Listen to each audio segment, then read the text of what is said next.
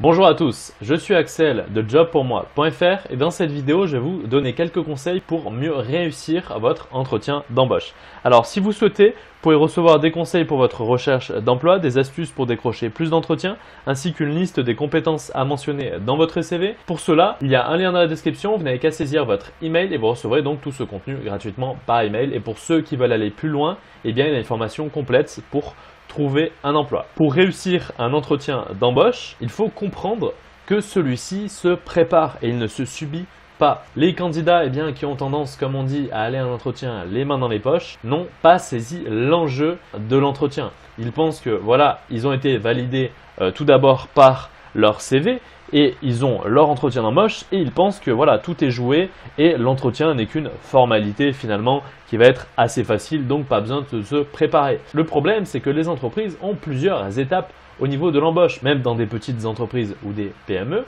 vous allez avoir tout de même plusieurs étapes au niveau du recrutement.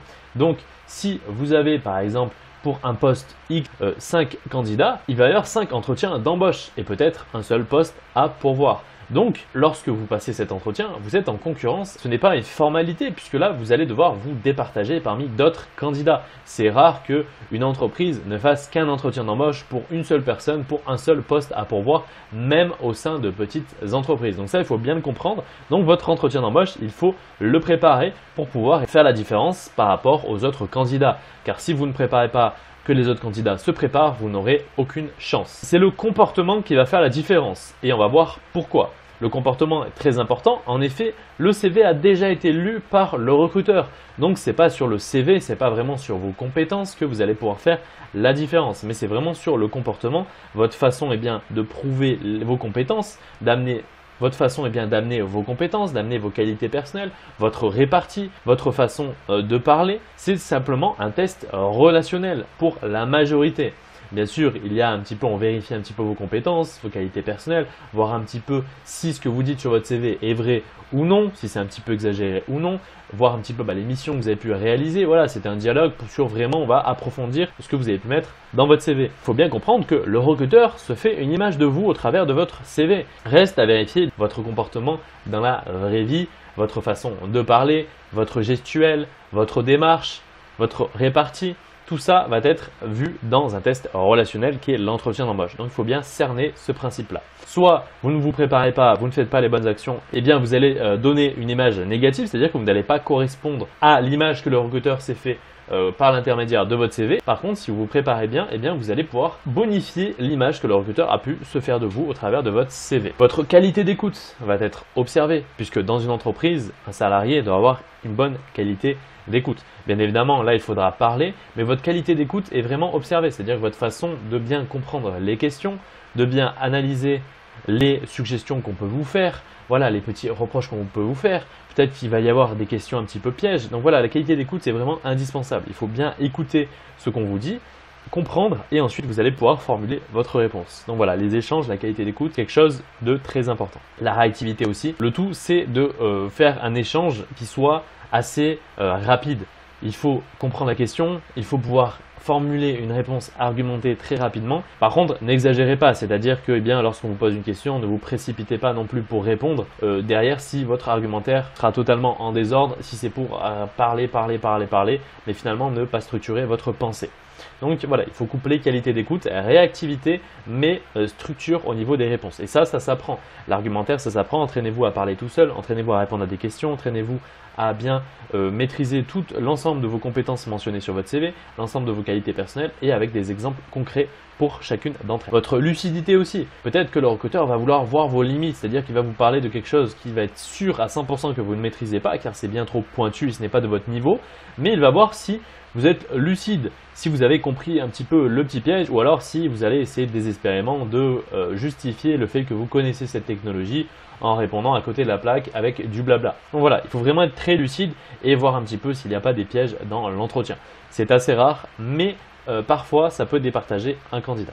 Avoir des exemples clés et concrets en tête pour chacune de vos compétences et qualités personnelles, ça je le répète à chaque fois, mais c'est essentiel car personne ne le fait. Par exemple, pour quelqu'un qui était responsable d'un magasin, vous pouvez préciser, voilà, un exemple concret, si vous avez ouvert un nouveau magasin pour l'enseigne X par exemple. Voilà, pour un commercial, voilà, j'ai pu réaliser grâce à mes performances une augmentation du chiffre d'affaires de 10% par rapport au portefeuille qu'on m'a donné au moment où j'ai commencé en poste. Pour quelqu'un voilà, qui est en informatique, l'adaptabilité va être essentielle puisque l'informatique évolue constamment, donc il faudra mentionner cela. Vous pouvez citer, voilà, j'étais sur tel langage de programmation, voilà, ce langage est un petit peu dépassé avec le temps. J'ai formé dans le cadre scolaire sur ce langage de programmation là, mais voilà, l'évolution on a voulu autrement, donc celui-ci est un petit peu tombé aux oubliettes.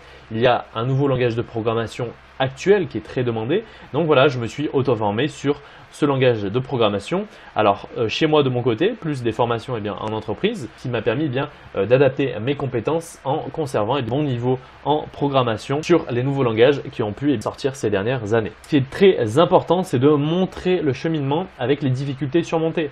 Comme je vous l'ai dit, imaginons que vous ouvriez un magasin, vous pourrez très bien dire, voilà, donc là j'ai ouvert un magasin pour le compte de telle enseigne, j'ai rencontré plusieurs difficultés, on a eu des problèmes au niveau des travaux, c'est-à-dire que voilà, il y a eu un recul au niveau de la date des travaux, on avait annoncé à la sortie, l'ouverture du magasin tel jour, on a dû repousser de 10 jours, donc voilà, j'ai dû m'adapter, gérer la communication pour vraiment communiquer au mieux sur les retards qu'il allait avoir. Pour pallier un petit peu ce retard pour la déception des clients, nous avons mis une promotion par exemple sur les 2 premiers jours qui a permis de redorer un petit peu l'image puisque voilà, c'était une annonce, une ouverture qui était annoncée depuis longtemps, donc du coup on a pu finalement ça nous a servi de promotion puisqu'on a retourné la situation en faisant cette petite promotion spéciale pour se faire pardonner, ce qui a fait que durant la première semaine on a explosé les chiffres de vente. Je voulais montrer pour l'exemple de l'informatique, langage de programmation, les difficultés c'est qu'il a fallu s'auto-former, il a fallu s'adapter, il a fallu vraiment s'investir personnellement pour pouvoir se mettre à jour, sinon voilà, on aurait été obsolète, on n'aurait plus pu être employable dans le marché du travail à ce niveau-là. Donc c'est très important de montrer le cheminement avec les difficultés surmontées à chaque fois que vous allez cibler des exemples clés et concrets pour vos compétences professionnelles et vos qualités personnelles. Enfin, pour structurer votre argumentaire, ce qui est essentiel pour faire bonne impression, puisque l'argumentation est un élément fondamental de la communication, tout d'abord, je vous conseille de lister. Par exemple, ne partez pas de partout lorsqu'on vous demande par exemple vos compétences ou lorsqu'on vous demande quels seraient vos atouts pour ce poste. Ne commencez pas à étayer un millier de compétences et de qualités personnelles, de vous perdre sur des phrases extrêmement longues. Listez pour que ça soit clair dans la tête du recruteur. Lorsqu'on est à l'oral, il est bien plus facile de lister, ça rentre plus facilement dans la tête de l'interlocuteur. On va se mettre en situation, si vous postulez pour un poste de comptabilité, que le recruteur vous demande pourquoi il devrait vous choisir pour ce poste. Vous pourrez dire, premièrement, j'ai acquis 5 ans d'expérience dans ce domaine-là. Deuxièmement, toutes les tâches quotidiennes, je sais les faire, c'est-à-dire saisir des factures, régler les fournisseurs, relancer les clients, saisir les relevés bancaires, faire les déclarations de TVA. Et troisièmement, je sais mettre en place une veille réglementaire, notamment par exemple pour l'évolution de la fiscalité. Voilà, donc là c'est un exemple vraiment très rapide pour vous montrer comment mieux argumenter sur vos compétences, sur pourquoi c'est vous qu'il faut choisir pour ce poste. A contrario, on aurait pu prendre quelqu'un qui allait dire les mêmes choses, mais de manière différente. Par exemple, je sais saisir des factures, faire des règlements fournisseurs, j'ai beaucoup travaillé dans ce domaine-là, j'ai fait des déclarations de TVA, je me renseigne un peu sur tout ce qu'il y a autour, sur les évolutions de la fiscalité. Voilà, donc là on a 2 discours totalement différents. Alors le fond est le même, mais la forme est totalement différente. Et le premier passe beaucoup mieux. L'argumentation est structurée et on regroupe les points essentiels entre eux. Et donc forcément, ça aura beaucoup plus d'impact sur le recruteur. Aussi, il faut condenser, être clair et concis. Ça ne sert à rien de faire des phrases à rallonge. C'est un petit peu comme dans votre CV, votre lettre de motivation. Il faut travailler, être clair et concis. N'hésitez pas à faire des petites phrases préfaites dans votre tête, que vous pouvez sortir comme ça, qui vont donner par exemple une compétence. Hop, n'hésitez pas à avoir des exemples clairs en tête. Si on vous demande, voilà, on reste dans le cadre de la comptabilité, quelles sont vos compétences en fiscalité pour réaliser la déclaration de TVA? Il faut avoir un exemple en tête. J'ai 5 ans d'expérience professionnelle dans ce domaine-là et je réalisais donc chaque mois les déclarations de TVA de l'entreprise en question. Il y avait telle et telle spécificité et donc voilà un petit peu mes compétences à ce niveau-là. Voilà, c'est très essentiel d'avoir des exemples en tête pour chacune de vos qualités personnelles, de vos compétences professionnelles et d'être clair et concis pour chacune d'entre elles. Gérer son débit de parole. Il faut enlever tout le stress. Le problème, c'est de parler bien trop vite, de vouloir envoyer un maximum d'informations en peu de temps, sans articuler, sans gérer le débit de parole et sans gérer l'intonation de la voix. Ils ont l'intonation qui est monotone, c'est-à-dire la même intonation de voix tout le long. Le débit est accéléré Et en plus, il y a un défaut au niveau de l'articulation, ce qui fait que le recruteur, voilà, il vous voit un petit peu plus comme un étudiant qui passe un examen qui est stressé plutôt que comme un candidat potentiel au poste à pourvoir. Très essentiel de s'entraîner à l'oral, d'articuler, de gérer son débit de parole et de gérer l'intonation de sa voix. Aussi, il faut laisser un temps d'arrêt entre chaque argument, puisque le problème, c'est que si vous envoyez énormément d'informations en peu de temps, par exemple si on vous demande vos compétences, vous envoyez toutes vos compétences, vous citez des exemples, etc., que ça va très vite, eh bien le recruteur n'a pas le temps de digérer les informations que vous lui donnez. Donc il faut vraiment veiller à faire des phrases courtes, efficaces, qui aillent droit au but et voilà, à chaque phrase, par exemple, vous citez une compétence, vous citez l'exemple le plus probant qui va illustrer cette compétence et vous laissez un temps d'arrêt. Puis vous passez à la compétence suivante. Bien évidemment, hein, pas un temps d'arrêt de plusieurs minutes. Hein. Juste voilà, vous citez votre argument. Je vais vous faire un petit exemple concret, ça sera bien plus probant. On reste sur le cadre de la comptabilité. On me demande les compétences. Eh bien, au niveau des compétences de la comptabilité, je sais saisir les factures, faire les tâches quotidiennes, saisir les relevés bancaires, faire les règlements fournisseurs, faire les relances clients. Au niveau de mes compétences en fiscalité, je sais réaliser les déclarations de TVA, j'ai pu réaliser la déclaration de TVS et au niveau donc de mes compétences en social, j'ai pu réaliser les payes des salariés, un licenciement notamment. Voilà, donc petit exemple, vraiment pour vous illustrer qu'il faut laisser un petit temps d'arrêt suffisant pour que le recruteur puisse digérer votre discours. Sinon, voilà, si vous enchaînez, le problème c'est qu'il va écouter, mais il sera en débit tendu, c'est-à-dire qu'au moment où il va écouter, il va devoir digérer en même temps les informations que vous lui apportez et il n'aura pas vraiment le temps de structurer. Que si vous argumentez vraiment correctement en laissant un temps d'arrêt, vous allez voir que le recruteur va emmagasiner bien plus facilement les informations et il aura plus de matière à se souvenir de vous que si vous dites énormément de choses en peu de temps. Là, il va tout oublier finalement et du coup, la seule chose qui vous lui restera, c'est quelqu'un qui parle très vite, qui n'articule pas, qui est un petit peu stressé et qui ne sait pas argumenter. Aussi, je vous conseille fortement de lister vos forces et faiblesses pour les avoir en tête le jour de votre entretien. En effet, lorsque vous allez faire ce petit travail préalable, ça va vous permettre de pouvoir répondre du tac au tac aux questions à chaque fois qu'on va pouvoir dire quels sont vos points forts, quelles sont vos faiblesses. Au niveau par exemple de vos qualités relationnelles, voilà, est-ce que vous avez des facilités au niveau de la relation avec les autres salariés, avec les dirigeants, ou alors est-ce que vous avez un petit peu des faiblesses à ce niveau-là. Donc là, si vous préparez vos forces et vos faiblesses, et vous les avez en tête, ça va être bien plus facile d'y répondre de manière concrète sans se perdre dans du blabla inutile. Au niveau des faiblesses, je vous conseille très fortement de cibler des faiblesses en tant que point d'amélioration plutôt qu'en tant que faiblesse vraiment, c'est-à-dire ne commencez pas à dire voilà, je suis de mauvaise humeur le matin en tant que faiblesse, en tant que point négatif au niveau de la relation.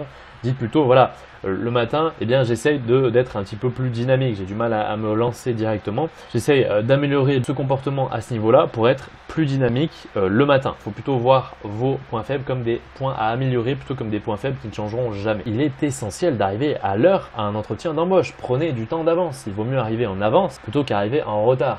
Et l'astuce, c'est que si vous arrivez extrêmement en avance, par exemple si vous êtes 1 heure en avance, ce que vous pouvez faire, c'est bien trouver une place. Comme ça, vous savez que l'entreprise est juste à côté à pied. Vous n'avez plus d'éléments extérieurs qui peuvent venir vous perturber et attendez une demi-heure dans la voiture. Ensuite, vous pouvez y aller. Mais au moins, voilà, vous avez réduit les chances qu'il y ait donc des contretemps qui puissent vous faire arriver en retard. Comme ça, voilà, il vaut mieux arriver très en avance, quitte à rester un petit peu dans la voiture pour ensuite aller à votre entretien d'embauche. Et comme ça, un petit peu, vous pouvez dans la voiture vous remémorer tous vos exemples de compétences, vos exemples de qualité personnelle et relire un petit peu votre CV pour bien le maîtriser. Et amenez aussi votre CV. Hein. Le recruteur va peut-être vous poser des questions sur votre CV s'il ne l'a pas en main. Voilà, peut-être que vous allez vous dire ouais, où est-ce que j'ai mentionné telle compétence, etc. Ou alors voilà, il va vous dire voilà, en telle année vous êtes allé là, vous avez mentionné telle compétence. Ce sera plus facile si vous avez votre CV sous les yeux à portée de main. Même si ce n'est pas essentiel, moi je vous conseille très fortement d'amener votre CV lors de votre entretien d'embauche. Aussi, adaptez votre tenue vestimentaire en fonction de l'entreprise dans laquelle vous postulez. En fonction du type d'entreprise, ça peut être une entreprise de type bureau, c'est-à-dire voilà, des postes informatiques sur lesquels vous allez devoir travailler. Donc là, c'est des entreprises que j'appelle de type bureau, puisque ici, la tenue généralement va être assez stricte. On va demander de vous quelque chose qui correspond à votre poste. Si vous êtes comptable, bien évidemment, vous n'allez pas mettre une tenue trop décontractée. Si vous êtes dans un garage pour réparer donc par exemple des véhicules, là vous pouvez aller à votre entretien. Bien sûr, si c'est pour postuler à un poste pour être garagiste, pour être réparateur des véhicules, et bien voilà, là vous pouvez vous permettre d'avoir une tenue un petit peu plus à l'aise, hein. Si vous allez à votre entretien d'embauche pour un poste de garagiste au sein d'un garage et que vous mettiez une cravate, ça n'aurait aucun sens. Et là, du coup, pareil, hein, le recruteur aura du mal, donc le recruteur qui sera sûrement le garagiste, hein, le propriétaire du garage, il aura bien du mal à vous visualiser en train de faire des réparations sur un véhicule, hein. Donc voilà, il faut vraiment comprendre qu'il faut adapter sa tenue vestimentaire en fonction de l'entreprise concernée et qu'il faut être à l'aise dans vos vêtements, puisque beaucoup ne portent, par exemple, n'ont jamais, notamment pour les personnes qui sortent des études ou alors qui changent de branche, n'ont jamais porté de costume et décident d'en porter un là pour la première fois le jour de leur entretien d'embauche. Et là, c'est la catastrophe puisqu'ils ne sont pas du tout à l'aise dans leurs vêtements et ça se ressent très fortement. Et pareil, on aura bien du mal à vous visualiser en poste en comprenant que c'est la première fois que vous mettez un costume. Donc voilà, il faut vraiment avoir la gueule de l'emploi et pour cela, il faut bien adapter votre tenue vestimentaire et être à l'aise dedans. Donc voilà, la vidéo est terminée. J'espère que tous ces conseils vous aideront pour vos prochains entretiens d'embauche. Je me répète, si vous souhaitez donc recevoir par mail des conseils pour votre recherche d'emploi, des astuces pour décrocher plus d'entretiens, ainsi qu'une liste de compétences à mentionner dans votre CV, il y a un lien dans la description. Vous n'avez qu'à cliquer dessus, saisir votre email et vous recevrez donc tout ce contenu gratuitement par email. Et pour ceux qui veulent aller plus loin, il y a une formation complète pour pouvoir trouver un emploi. Bonne chance pour vos entretiens d'embauche et quant à nous, on se dit à la prochaine.